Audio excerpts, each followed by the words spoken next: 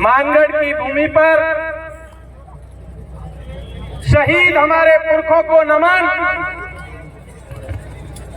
भाई सतीश पांडोर को नमन, हमारे साथी हाजी सलीम को नमन और इस देश के अलग अलग हिस्सों से, अलग अलग समाज से जो साथी भील प्रदेश की धरती पर पहुंचे हैं, भील प्रदेश की इस राजधानी में पहुंचे हैं, आप सभी को जय भीम, हुल जोहर, इंकलाब जिंदाबाद, जय जोहर का नारा है,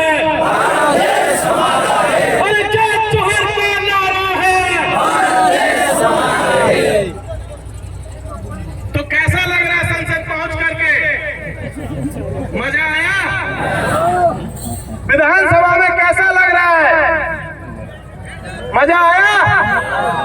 ये चीज याद रखनी है साथियों, जब आज हम लोग यहाँ मानगढ़ की धरती पर पहुंचे हैं, तब आपको बता दें कि एक मंत्री जो कुछ समय पहले हमारा डीएनए चेक कर रहा था, आज वो विधानसभा के भीतर माफी मांग रहा है। आज उसने माफी मांगी है और कहा है कि मैं अपने आदिवासी भाइयों से माफी मांगता हूं, खेद जताता हूं कि अगर उन्हें बुरा लगा हो तो मंत्री जी हम बता देते हैं कि माफी से काम नहीं चलेगा, इस्तीफा चाहिए, इस्तीफा चाहिए। और जब तक आप इस्तीफा नहीं देते हैं और आप जिस पार्टी से बिलोंग करते हैं, जिस पार्टी ने आपको मंत्री पद दिया हुआ है, जब तक वो आपसे आपकी सदस्यता नहीं ले लेती है, तब तक हमारी लड़ाई जारी है साथियों। जब हम लोग यहाँ पर बैठे हैं, हमारे दो साथी भील प्रदेश की टी शर्ट पहन करके विधानसभा में आपकी आवाज को मजबूती से बुलंद कर रहे हैं, यहाँ से उन साथियों को हम सब हुल जोहर करते हैं, इंकलाब जिंदाबाद पेश करते हैं। साथियों, ये जो लड़ाई हमने छेड़ी है, ये कोई छोटी लड़ाई नहीं है। कुछ मंत्री, एक जनजाति मंत्री हैं, वो कह रहे थे कि ऐसा नहीं हो सकता है। ऐसे बहुत से लोग थे, जब अंग्रेजों की हुकूमत थी तब भी ये वही लोग थे जो अंग्रेजों के यहाँ माफीनामा लिखते थे, उनसे जो है वजीफा लेते थे, उनसे पैसे लेकर के दलाली करते। तब इन्होंने कहा था कि अंग्रेजों से आजादी नहीं मिल सकती है, लेकिन हमारे लोगों ने बताया कि अंग्रेजों से आजादी मिल सकती है और उसी तरीके से भील प्रदेश भी मिलकर के रहेगा। ये बात यहाँ से इसलिए कहना जरूरी है कि मांग कोई आज की और कल की नहीं है। हमारी मांग पिछले हजारों सालों से जो टेरिटरी बनी हुई थी, पिछले हजारों सालों से जो हमारी व्यवस्था बनी हुई थी, उस व्यवस्था को फिर से कायम करने की मांग है साथियों।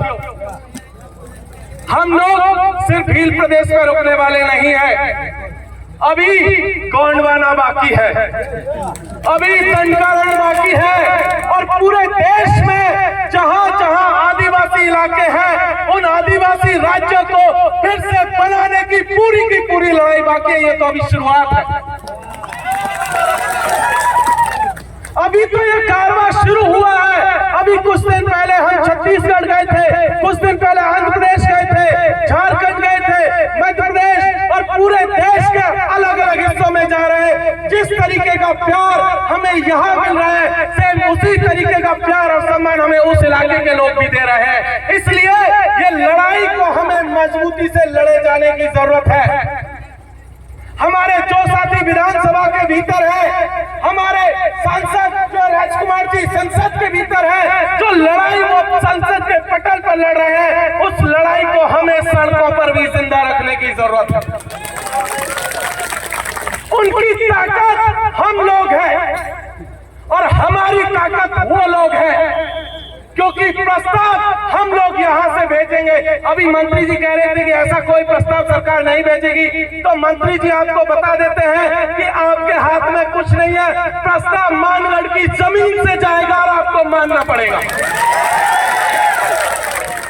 अभी तो सिर्फ 4 है, विधानसभाओं के भीतर, एक आदमी संसद के भीतर है। और अब जब ये हालत है तो आने वाले दिनों में जब संसद में हमारे और लोग होंगे, विधानसभाओं में जब हमारे और लोग होंगे, तुम तो क्या तुम्हारा बाप भी मानेगा।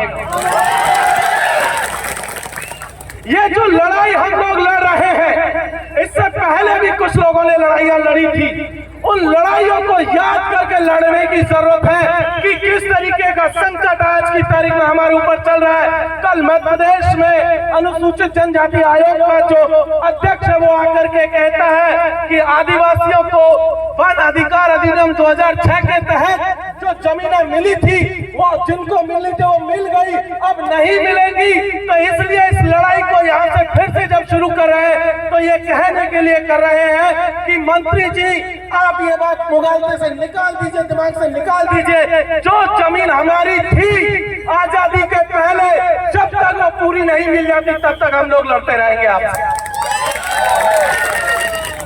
अभी पिछले दिनों उन्होंने टाइगर रिजर्व प्रोजेक्ट के नाम पर राजसमंद में जमीन को लूटने का सिलसिला शुरू किया, पूर्वी राजस्थान में करौली और धौलपुर में लूटने का सिलसिला शुरू किया, झारखंड के पलामू में लूट रहे हैं, देश के अलग अलग हिस्सों में वो जमीन को लूटने की कोशिश कर रहे हैं। तो हमें वहां के साथियों के साथ भी खड़े होने की जरूरत है साथियों। इसके साथ साथ कुछ और काले कानून संसद में पिछले दिनों पास किए गए थे, चाहे वन संरक्षण अधिनियम कानून हो, चाहे वन्य जीव संरक्षण अधिनियम कानून हो, ये तमाम काले कानून जिनको सरकार हमारी जमीनों को छीनने के लिए लेकर के आ रही है, उन सब के लिए भी हमें सचेत रहने की जरूरत है। जहां कहीं भी आदिवासियों की जमीन को छीनने का कोई भी षड्यंत्र होता है, वहां आपको मजबूती से उठ खड़े होने की जरूरत है साथियों।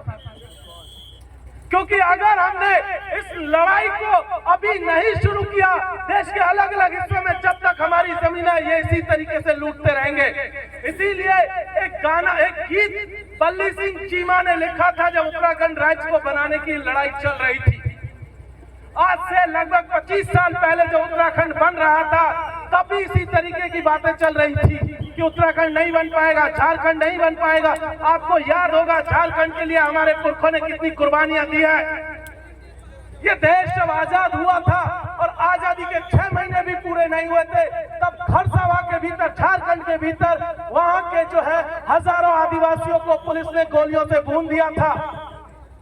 लेकिन वहां के आदिवासियों ने वो लड़ाई लड़ी और उनको जो है लगभग 50 साल बाद जो है उनको अपना राज्य मिला। इसी तरीके से उत्तराखंड के लोगों ने लड़ाई लड़ी और वो लड़ाई लड़ी तो उन्हें राज्य मिला। तो एक गीत कह करके मैं अपनी बात को खत्म करूंगा। वो गीत बल्ली सिंह चीमा ने कुछ इस तरीके से कहा था कि ले मशाले चल पड़े हैं लोग मेरे गांव के, ले मशाले चल पड़े हैं लोग मेरे गांव के, अब अंधेरा जीत लेंगे लोग मेरे गांव के। पूछती है झोपड़ी और पूछते हैं खेत की, खेत भी कब तक लुटते रहेंगे लोग मेरे गांव के। साथियों, ये याद रखने की जरूरत है, चाहे खेत हो, चाहे खलिहान हो, चाहे स्कूल हो, चाहे कॉलेज हो, चाहे सड़क हो, चाहे संसद हो, जब तक हम लोगों को ये मशाले लेकर के आगे नहीं बढ़ेंगे, हमारी लड़ाई हम नहीं जीत पाएंगे। इसलिए इन तमाम चीजों को याद रखते हुए मैं आप सबसे एक वादा करने आया हूं कि मैं पूर्वी राजस्थान से आता हूं। पूर्वी राजस्थान के लोग आपको टकटकी लगा करके देख रहे हैं कि भील प्रदेश का कारवा जब मानगढ़ से जयपुर जाएगा, भील प्रदेश का कारवा जब मानगढ़ से दिल्ली जाएगा, तो वो लोग भी आपके साथ में आएंगे। पूरा का पूरा पूर्वी राजस्थान आपके साथ आएगा, पूरा का पूरा मीणा समाज आपके साथ आएगा। यही बात कहकर मैं अपनी बात को खत्म करता हूँ। बहुत बहुत शुक्रिया। जय जोहर का नारा है।